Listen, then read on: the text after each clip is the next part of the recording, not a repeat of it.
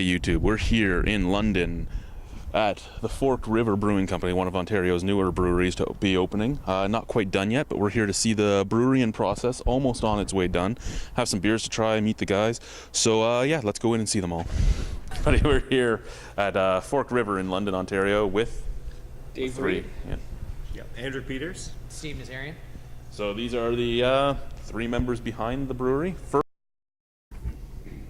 Alrighty, so we're going to try to get to know the guys of Forked River.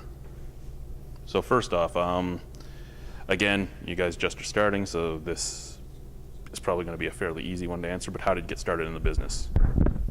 How to get started? How did you? How did we? I guess home brewing. I mean, we're all home brewers, so we're all kind of passionate about the process and craft beer, and wanted to just basically kind of take it to the next level, I think. So. Yeah. Absolutely. Just got home brewing about 5-6 years ago, and had no idea what the world of beer was like out there at that time. The only home brew I had was something you just choked down because it was cheap. And once I got looking into it, I just scratched the surface and realized this incredible diversity and quality that there was in there. And I just completely immersed myself in it for a few months, just trying to absorb everything I could, and got so excited and enthusiastic about it. Started talking to everyone I knew and about it and what there was out there. Learned more. Broke down Steve's defenses and got Steve into it. And once we got hooked up with Dave, he brought our brewing up to another level with his experience in engineering and process. It just all scaled up from there. Yeah, and it was, it wasn't a hard sell for Andrew, really. For me, the biggest problem was convincing the wife that I could bring, all this stuff. So it happened slowly, but it was every week. There was more equipment coming into the house, and at one point I had, what was it, like 600 pounds of malt in the garage. And yeah, it was.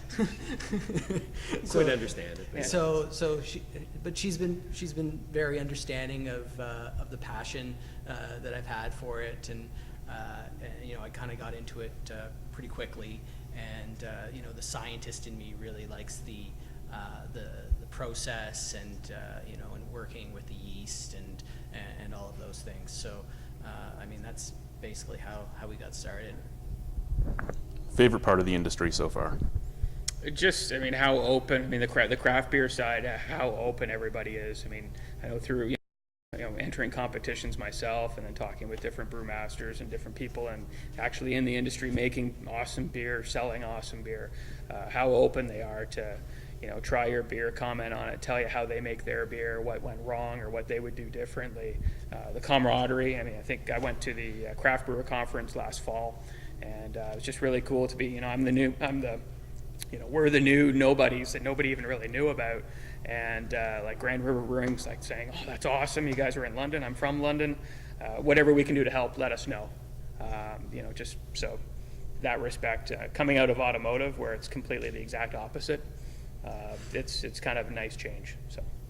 Yeah, I'd say the same thing. It's a bit of a cliche, the camaraderie and the support that you get from other craft brewers, but it's absolutely true.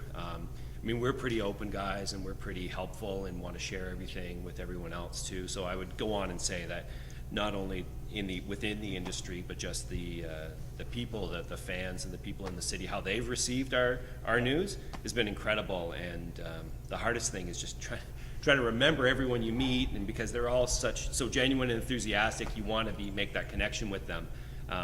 And so it's been a little overwhelming. It's been so gratifying to see that happen, and we're committed to supporting that and not letting London down. You stole it from me. Everything.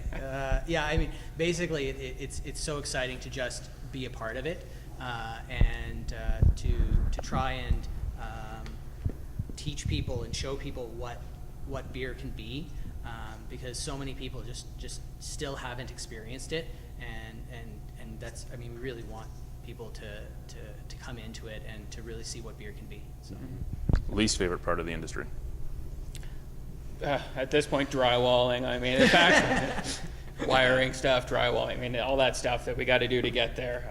I think this is the least amount of brewing I've done in a long time. So Say that. really looking, sorry, really looking forward to actually, doing some just brewing beer and getting beer out there. So, but I mean, it's still. It's rewarding that you see every day you're a step close. I mean, maybe I don't want to be drywalling or painting, but each day you're a step closer to being able to do what you want to do. So it's, yeah. Yeah, no, it's very true. I mean, I was thinking that today. I had some people are coming over in a couple of weeks, and I'm like, oh, I don't think I have time to get beer ready to have them over, and it's because we're spending our free time here, and I think our least favorite part is just how things kind of drag on to get finished. Yeah, it's windy today.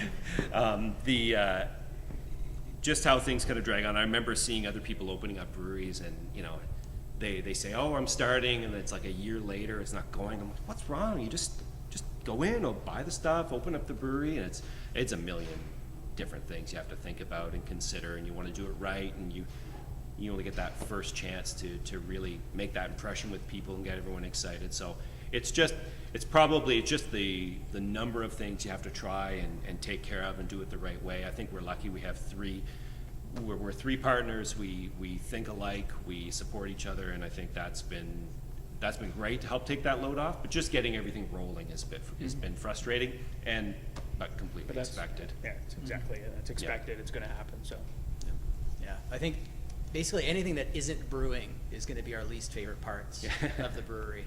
Unfortunately, you can't be brewing all the time, and eventually we're going to have to go out and sell it. So I anticipate that selling beer, although an easy sell to some people, might be a hard sell to others. And so I can see that being a little bit frustrating for us, that we're going to go out to some people and we're going to say, come on, people want it, people are going to like it, and just give us a chance. And so I hope that we get that chance to prove ourselves, but it might be a little bit frustrating at first. Like Steve said, there's going to be the easier sells, and then there's going to be this totally makes sense. Your customers are asking for it, and there's no interest. So, but keep moving. Favorite style of beer? I personally kind of move around seasonally. I think I've been maybe on a bit of we're kind of trying to sample sort of similar styles to what we're doing, some rye pale ales on the market. I think, I'm kind of probably at this point into maybe a bit of an IPA pale ale kick. I kind of get, whenever I'm out and there's something barrel aged, I think I have to try it. Definitely mix it up, but it kind of rolls with the season. And so. Yeah, I like variety. I really like to try everything. I mean, these guys would probably agree if it's a really hoppy, aromatic, flavorful pale ale or IPA, I don't think I'll ever get tired of those. But I appreciate so many styles. I mean, porters and stouts. I love porter, and pilsners, nice, crisp. That really grainy pilsner malt, fresh lager is great when that's done right. I think my first love was always the British style beers, bitters, and even dry stouts. So I think I'll always go back to those. But obviously we all love the West Coast American style IPAs. But I always come back to some malt forward type beers and extra special bitter. And I just finished kegging a Russian Imperial Stout that I aged on some whiskey soaked oak, and I'm really enjoying that right now too. So Where is it? We're gonna bring that in. I know. Keep saying it'll bring it in. Gave you a It's keg. never It was come. supposed to come back. Yeah, it'll come back. I'm just enjoying it. Least favorite style? For me personally, maybe sometimes some of the sours. I think it's definitely a new area that seems to be really, really trendy right now. I've had some that were great, and others that I just can't do it, kind of thing. So, that's probably. I think I like most stuff, but some of the sours perhaps. So. Yeah, sometimes I have problems with some my box, and some of the Yeah, probably some of the box or something that I don't know what the flavor is there. And I always, on paper, it sounds great, and I love the idea on paper, and then I have it, and I'm like, it's just, I don't think it's for me, which is, it's gratifying to know I don't just drink everything without discerning a difference. But yeah, no, I mean, I love so many different kinds, but probably if there was a kind I would have less of, it would be some of the box. The biggest thing I'm sensitive to is cloying sweetness in a beer, and I'm way more sensitive than these guys. I like a malt forward beer. He's a sensitive guy. I like a malt forward beer, but it can't be too sweet. And so just about any beer that I try that's just a little bit too sweet. I think it's balanced. It's balanced. It's balanced. Yeah, it can be box that sometimes turn out sweet, and sometimes it's beers that are trying to be something. Some they put in maple flavor and they try to make it too sweet, and then I just can't drink those. Alrighty, I already know what the answer to this is going to be, unfortunately, but Hophead or Malt Maniac? Currently Hophead. So. Hophead. I guess I don't have to say malt. Oh, good. I don't have to kick him. Strangest ingredient you've ever brewed with? I don't know. I mean, I've been kind of. I don't think I'm all that crazy with some of the ingredients. I mean, I've done some vanilla, but that's really not. I would hardly say that's crazy in a porter kind of thing. It was over vanillaed, so luckily it mellowed. But trying to think, I don't. Yeah, I'm pretty bad that way, so that's why these guys hopefully can balance Push you. that a bit. Craziest ingredient, maybe biggest mistake. My second beer I made a mild. I did it with, it was a partial mash with extract. So it was low gravity to start with. I didn't anticipate that the final gravity would be so high, and so it only dropped about 6 points of gravity and then stopped. And I was like, oh, what can I do?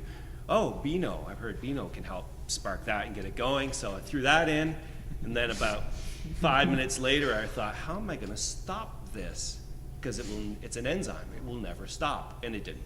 So it dropped. It went from like 1025 to 0.999 gravity, and I was so stubborn that I felt like I had to drink it. So I drank some of it, poured out the rest, and then couldn't drink milds for another 2 or 3 years after. So that was strangest thing, to add Beano to the finished beer. Biggest mistake. I can't say that I have anything that's too bizarre. I've done vanilla, I've done blueberries and wheat. Yeah, probably I've done the oak done some and strange ingredients, but I don't know, coriander and orange peel. But I mean, all those are kind of standard. You did Standard stuff.